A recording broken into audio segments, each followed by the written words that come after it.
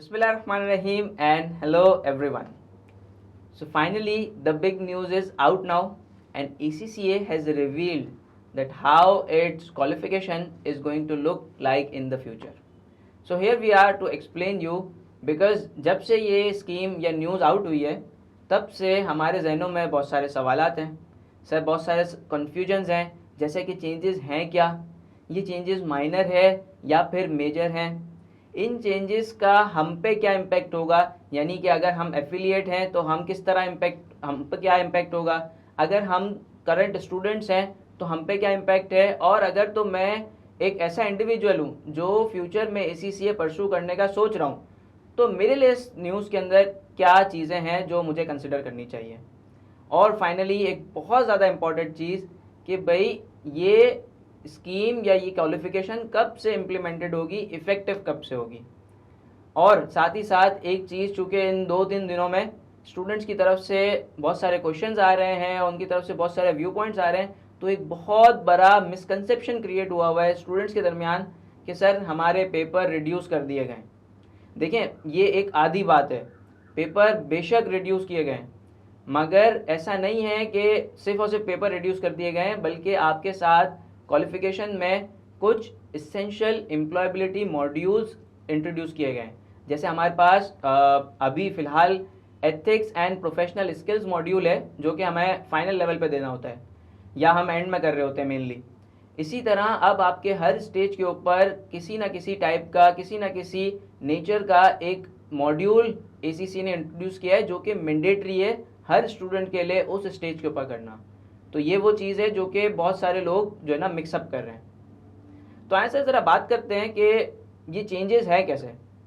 तो देखें, मेरी बात सुने, ये चेंजेस बेसिकली एक मैसिव चेंजेस और जिसको मैं कहूँगा ट्रांसफॉर्मेशनल चेंजेस हैं, क्योंकि ACCA ने अपनी क्वालिफिकेशन को मॉडर्न वर्ल्ड के साथ और चेंजिंग वर्ल्ड के साथ अलाइन करने के लिए तमाम चेंजेस किए हैं। ऑब्वियसली क्योंकि ACCA ये चाहता है कि जो उसका प्रोफेशनल है, जो उसका क्वालिफाइड प्रोफेशनल है, वो किसी भी तरह से जब वो मार्केट में compete करे तो उसे किसी भी तरह से अगले प्लेयर के साथ जो है ना वो सेटबैक ना हो, यानी वो हमेशा compete करने में सबसे आगे हो। तो सर ये तमाम चेंजेस इस वजह से इंट्रोड्यूस किए गए। चेंजेस में क्या चीज़ें बताई गई हैं सर, जिस तरह हमने बात की कि आपके पेपर्स को कम किया गया है मगर साथ में मॉड्यूल्स भी इंट्रोड्यूस किए हैं। तो बात करते हैं कि वो किस तरह से तमाम चीज़ें होंगी।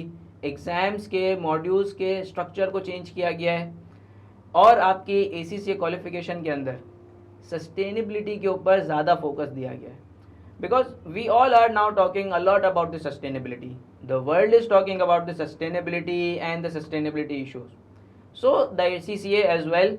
और ACCA ने इसी वजह से सस्टेनेबिलिटी को अब अपने मेजर पेपर का मेजर पार्ट बनाने का डिसीजन लिया है।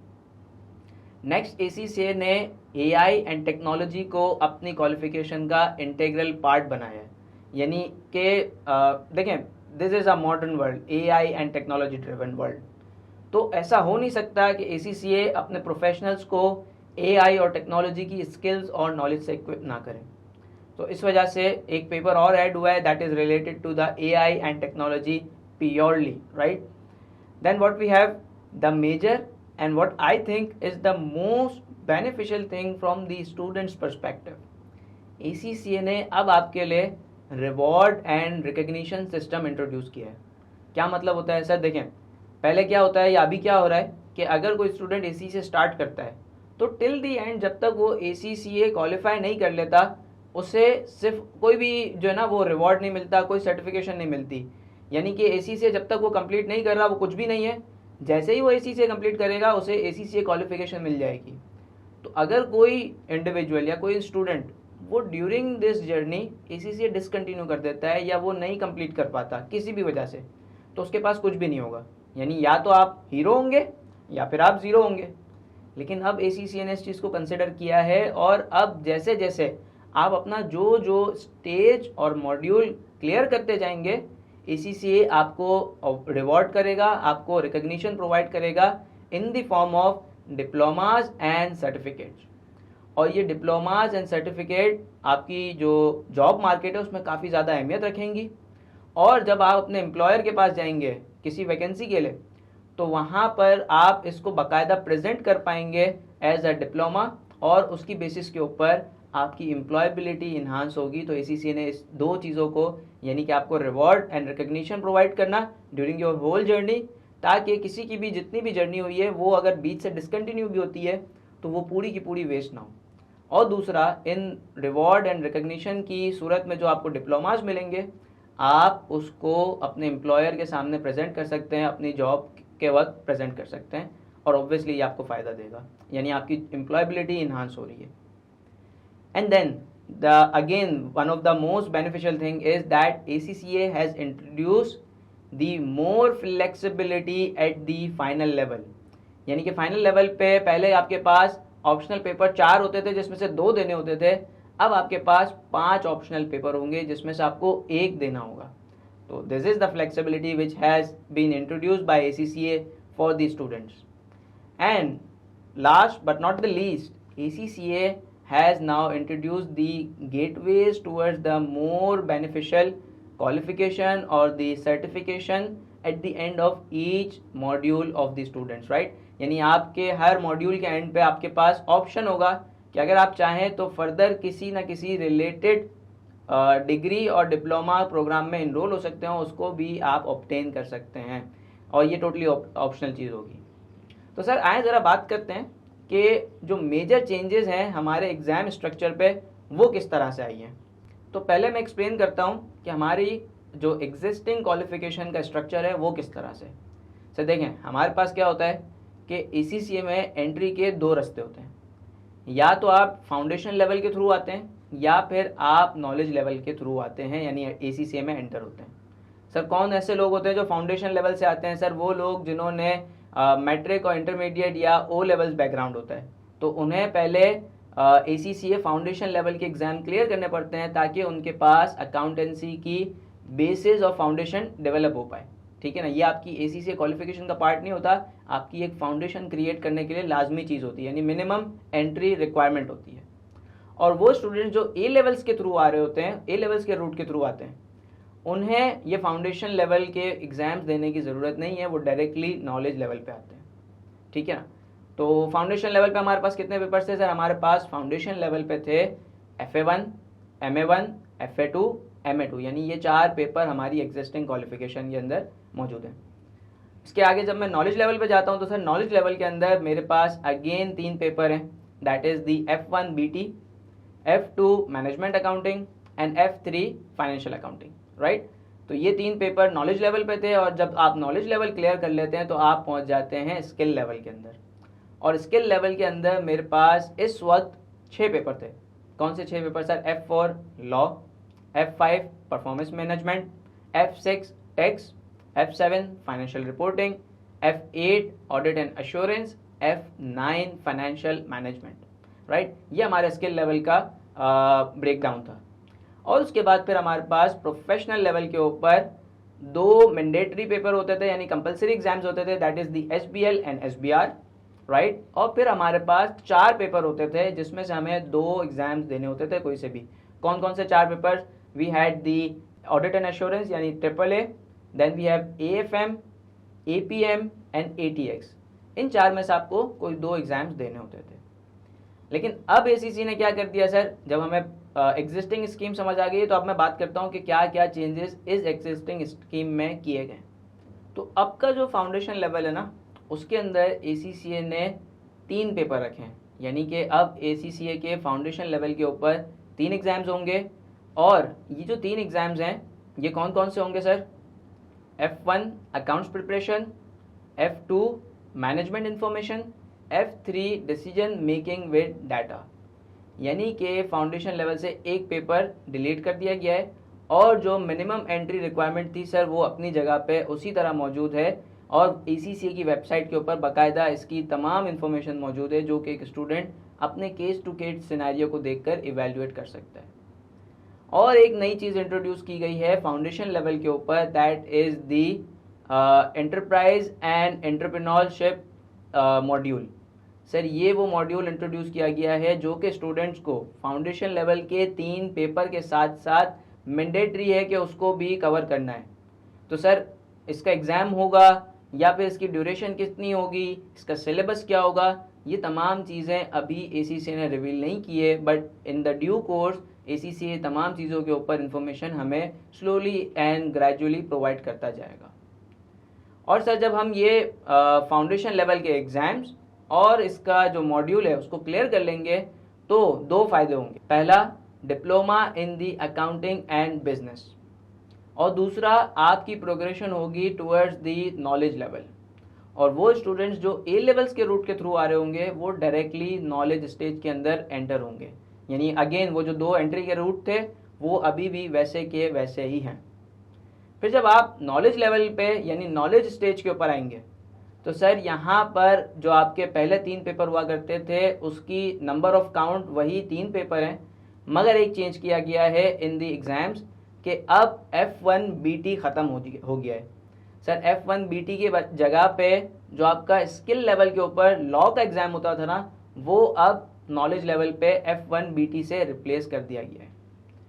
तो सर एक सवाल ये पेश आता है कि क्या ACCA ये चाहेगा कि उसका जो अकाउंटेंट है या उसका जो प्रोफेशनल है वो F1BT के अंदर जो बातें थी, जो motivation related, leadership related, time management, team working, इस तरह के जो इम्पॉर्टेंट कॉन्सेप्ट्स हैं उसको कभी पढ़े ही ना? नहीं सर, ऐसा बिल्कुल भी नहीं है। इसी वजह से ACCA ने नॉलेज लेवल के ऊपर अगेन एक डिप्लोमा मॉड्यूल रखा है, और इस मॉड्यूल के अंदर वो आपको कौन कौन सी चीज़ें पढ़ा रहा होगा, उसके अंदर वो आपको F1BT से रिलेटेड कुछ चीज़ें पढ़ा रहा होगा।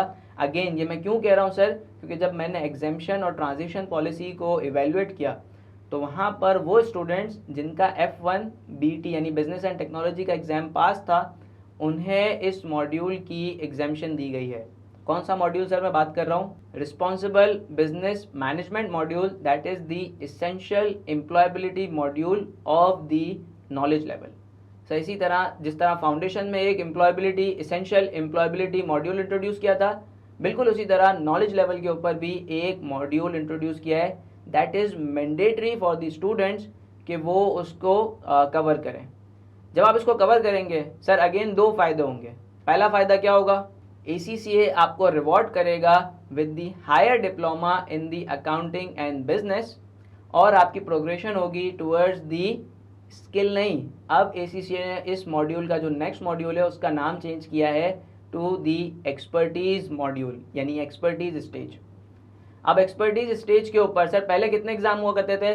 पहले हमारे पास 6 एग्जाम्स होते थे। अब चूंकि लॉ को उठाकर नॉलेज लेवल पे लेकर गए तो अब यहाँ पर एक्सपर्टीज पे आपके 5 सब्जेक्ट्स हो गए। सर 5 सब्जेक्ट आपके ऑलमोस्ट वही सारे सब्जेक्ट्स को रिटेन किया गया है along with the introduction of the data analytics element. यानी कि अब आपका जो परफॉर्मेंस मैनेजमेंट का पेपर हुआ करता था उसके अंदर डाटा एनालिटिक्स को भी इंक्लूड किया गया है, उसका एक पार्ट बनाया गया है, राइट। तो कौन कौन से पेपर हैं मैं एक बार नाम कॉल आउट कर देता हूँ। E1 एक्सपर्टीज लेवल का पहला exam taxation, E2 financial reporting, E3 audit risk and control, E4 finance and investment, ये जो आपका FM का पेपर हुआ करता था F9 उसी को रखा गया है। और उसके बाद finally E5 that is the performance with data analytics, right. यानी कि अब आप जो आपका परफॉर्मेंस मैनेजमेंट का पेपर हुआ करता था दैट वाज द P5, अब उसको E5 बना दिया गया है along with the inclusion of the data analytics. और इसी स्टेज के ऊपर अगेन एक और एसेंशियल एम्प्लॉयबिलिटी मॉड्यूल इंट्रोड्यूस किया गया है जिसका नाम क्या है sir? Digital tech and innovation module. Sir ये अगेन ये वो मॉड्यूल है कि जो एग्ज़ाम के साथ साथ स्टूडेंट्स के लिए मैंडेटरी है कवर करना। और फिर जब आप कवर कर लेंगे इससे आपको फ़ायदा क्या होगा सर? इससे अगेन आपको दो फायदे होंगे। नंबर 1, ACCA आपको रिवॉर्ड करेगा with the advance diploma in accounting and business, और उसके बाद आप प्रोग्रेस करेंगे towards the final stage that is now the professional level, और न्यू स्कीम के अंदर वो हो जाएगा स्ट्रेटेजिक प्रोफेशनल लेवल। अब इसके अंदर सर हमारे पास कौन कौन से एग्जाम्स हैं?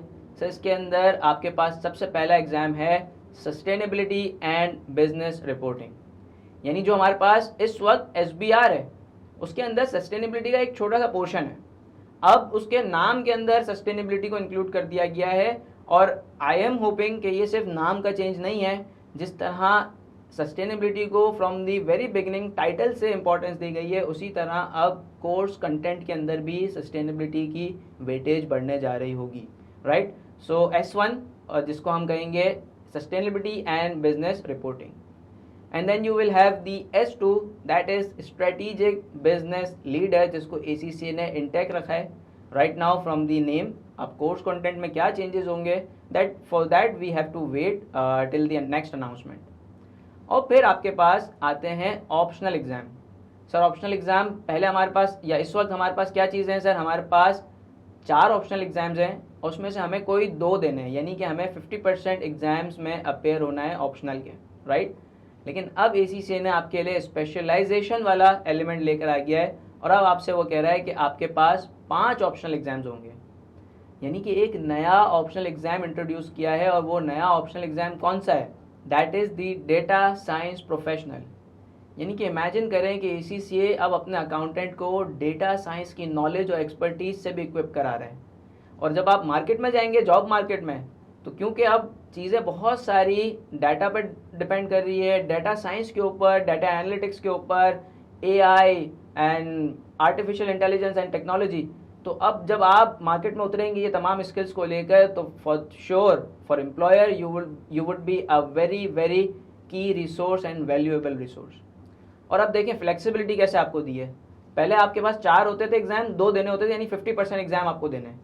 अब आपके पास 5 एग्जाम है, जिसमें से आपको सिर्फ एक एग्जाम को चूज करना है फॉर द स्पेशलाइजेशन, यानी कि आपको 20% एग्जाम देने हैं। तो अगेन ये फ्लेक्सिबिलिटी आपके लिए। और देखें ये एक बहुत ज़्यादा की और इम्पॉर्टेंट डिसीजन होगा एक स्टूडेंट की लाइफ में कि वो किस एरिया में स्पेशलाइजेशन करना चाहता है। वो ऑडिट की फील्ड में जाना चाहता है, वो डेटा साइंसेस की फील्ड में जाना चाह रहा है, टैक्सेशन की तरफ जाना चाह रहा है, परफॉर्मेंस मैनेजमेंट के अलावा जो है डिसीजन मेकिंग और इन्वेस्टमेंट साइड पे जाना चाह रहा है। तो उसको ये बहुत सोच कर और अपने मेंटोर्स के साथ इस चीज़ को डिस्कस करके डिसीजन लेना होगा कि वो किस फील्ड में स्पेशलाइजेशन करना चाहता है।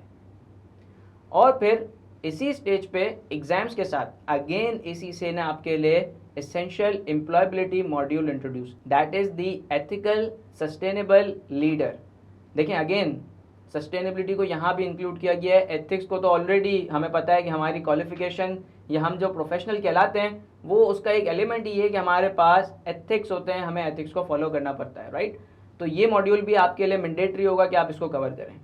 अगेन ये तमाम मॉड्यूल्स जो आपको मैंने बताया हर स्टेज के ऊपर, इसका कोर्स कंटेंट के वॉचिंग कवरेज आवर्स और इसके एग्ज़ाम किस तरह होगा भी या नहीं होगा, ACCA कंडक्ट कर रहा होगा या इंस्टीट्यूट कर रहे होंगे, ये तमाम चीज़ें ACCA आने वाले वक्त में ब्रीफ कर रहा होगा।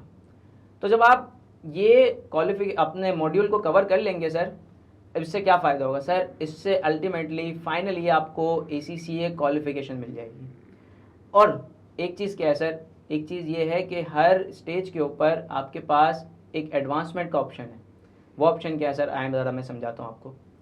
जब आप अपना नॉलेज लेवल के एग्ज़ाम्स को और उसके साथ साथ मॉड्यूल को, that is the essential employability module, इसको क्लियर कर लेंगे, तो तीसरा भी एक फ़ायदा है सर। तीसरा फ़ायदा ये है कि अब आपके पास ऑप्शन होगा कि आप फर्दर यानी कि certified accounting technician, that is the CAT, आप CAT की जो क्वालिफिकेशन या सर्टिफिकेशन है उसको परस्यू कर सकते हैं। That would be optional, mandatory नहीं है कि स्टूडेंट करना चाहे वो कर सकता है।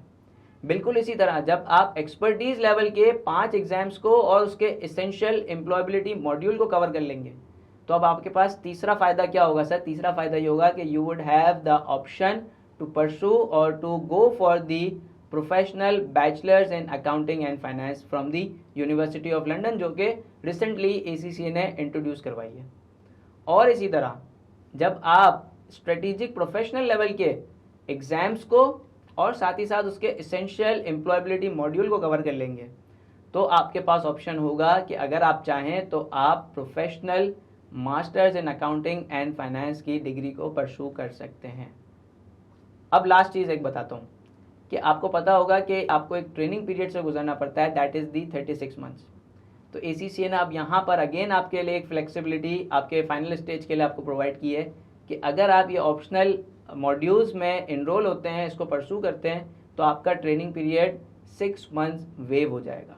Yes, you have heard the very right thing that आपका training period that is the required training उसको वेव किया जाएगा फॉर 6 मंथ्स। तो स्टूडेंट्स ये था ओवरऑल स्ट्रक्चरल चेंजेस जो कि ACCA ने अपनी क्वालिफिकेशन में की है, साथ में क्या रिवॉर्ड इंट्रोड्यूस किए हैं आपके लिए और क्या फ्लेक्सिबिलिटी और क्या न्यू ऑप्शंस आपको इंट्रोड्यूस कर दिए गए। अब बात ये आती है कि ये तमाम चेंजेस किस डेट से इफेक्टिव होंगे, कब से इम्प्लीमेंट किए जाएंगे। तो let me make it very clear, for all these essential employability modules they will be available from the early 2027। Yes, यानी कि 2027 के शुरुआत से ही आपके पास अवेलेबल होंगे। अर्ली यानी शुरुआत के फर्स्ट क्वार्टर कह सकते हैं हम, राइट। और जितने भी एग्जाम्स हैं, यानी कि ये जो एग्जाम में चेंजेस आ रहे हैं, ये कब से इम्प्लीमेंट किए जाएंगे, तो आपको मैं बताऊं तो जो आपके फाउंडेशन लेवल और नॉलेज लेवल के एग्जाम्स हैं उसमें जो ये चेंजेस इम्प्लीमेंट किए जा रहे होंगे वो किए जाएंगे फ्रॉम दी जुलाई 2027। और आपके expertise level and strategic professional level के ऊपर जो चेंजेस इंट्रोड्यूस किए जाएंगे वो फ्रॉम द सितंबर 2027 से इंट्रोड्यूस किए जाएंगे। अब एक सवाल ये आता है सर कि हम करें क्या, यानी अगर मैं एक ACCA एफिलिएट हूँ या मैं एक करंट स्टूडेंट हूँ या मैं एक एस्पायरिंग इंडिविजुअल हूँ, मुझे क्या करना चाहिए। सर आपको कुछ भी नहीं करना, यानी कि ये स्कीम या ये क्वालिफिकेशन अभी इफेक्टिव नहीं है। इन 2025 आपको कुछ करने की ज़रूरत नहीं है, इन 2027 इट विल बी इफेक्टिव। और उसके अलावा मैं थोड़ी बहुत ट्रांजिशन वाली जो चीज़ें हैं वो एक्सप्लेन करता हूँ कि अगर तो मैं एक ACCA एफिलिएट हूँ और मैंने ACCA के यानी कि मैंने तमाम पेपर भी पास किए हुए हैं, मैंने ट्रेनिंग पीरियड भी कंप्लीट किया हुआ है, और साथ ही साथ अगर मैंने ethics and professional skill module clear किया हुआ है जो कि इस वक्त है, तो सर मुझे कुछ भी करने की ज़रूरत नहीं होगी। ऑटोमेटिकली जब ये न्यू क्वालिफिकेशन इम्प्लीमेंट होगी, इफेक्टिव होगी ACCA के अंदर, उस न्यू क्वालिफिकेशन में मैं कंप्लीट ACCA क्वालिफाइड भी कहलाऊंगा, यानी मुझे वो तमाम रिवॉर्ड्स मिल जाएंगे। और अगर तो मैं एक एग्जिस्टिंग स्टूडेंट होऊंगा तो सर उसके लिए ACCA ने अभी से ही एक ट्रांजिशन पॉलिसी इंट्रोड्यूस की है, यानी जहाँ पर ये अनाउंसमेंट दी गई है वहीं पर ACCA ने ट्रांजिशन पॉलिसी रिलेटेड एक टैब दिया है जहाँ पर आप अपने पेपर्स चेक कर सकते हैं कि उस टाइम पे, जिस टाइम पे ये पॉलिसी इफेक्टिव होगी, आपके कौन कौन से पेपर्स क्लियर होंगे, आपने जो है वो कौन सा मॉड्यूल दिया हुआ होगा और उसकी बेस के ऊपर आपको क्या क्या एग्जाम्शंस मिलेंगी। तमाम चीज़ें ACCA ने डिटेल में बताई हुई हैं। तो सर आई होप कि ये तमाम चीज़ें जो मैं आपको अभी समझा पाया हूँ और इससे आपको फ़ायदा हुआ होगा। बहुत सारी कन्फ्यूजन्स, बहुत सारे क्वेश्चंस क्लियर हुए होंगे। स्टिल अगर कोई कन्फ्यूजन है या कोई इंडिविजुअल लेवल की क्वेरी है जो कि आपको लगता है कि मिस आउट हो गई है या आपको पूछनी है, तो do reach us out and we would be more than happy to help you all. So see you next time, till then take care of yourself. अल्लाह हाफ़िज़।